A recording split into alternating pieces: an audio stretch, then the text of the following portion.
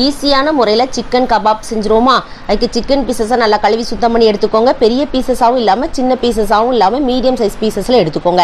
இப்போ கடைகளில் கிடைக்கக்கூடிய சிக்கன் கபாப் மசாலா பயன்படுத்திக்கோங்க. சப்போஸ் உங்கள்கிட்ட கிடைக்கல அப்படின்னா தனி மிளகாய்த்தூள், மல்லித்தூள், ஜீரகத்தூள், மஞ்சள் தூள், கரம் மசாலா சேர்த்துக்கோங்க. இதில் ஃப்ரெஷ்ஷாக அரைச்ச இஞ்சி பூண்டு பேஸ்ட் 1 ஸ்பூன் சேர்த்துட்டு அதிலே உப்பு போட்டிருக்கோம். தேவைப்பட்ட கொஞ்சம் உப்பு சேர்த்துட்டு ஒரு அரை எலுமிச்சம்பழத்தோட சாறையும் சேர்த்துக்கோங்க. நல்லா மிக்ஸ் பண்ணி 1 மணி நேரம் ஊற வச்சுக்கோங்க. 1 மணி நேரத்துக்கு அப்புறம் இதை ஃப்ரை பண்ணுறதுக்கு முன்னாடி ஒரு அட்டை இதை நல்லா மிக்ஸ் பண்ணி எடுத்துக்கோங்க. இப்போ ஒரு பாத்திரத்தில் எண்ணெயை சேர்த்துக்கோங்க. எண்ணெய் சூடேறவும் ஒவ்வொரு பீசஸாக சேர்த்துக்கோங்க. இதுக்கு குக் பண்ணுறதுக்குலாம் ரொம்ப டைம் ஆகாது. ஒரு 3-4 நிமிஷம் ஒரு சைடுக்கு எடுக்கும். அடுத்த சைடு நல்லா திருப்பி போட்டுக்கோங்க. இப்படி 2 சைடு நல்லா மாற்றி எடுத்துக்கோங்க.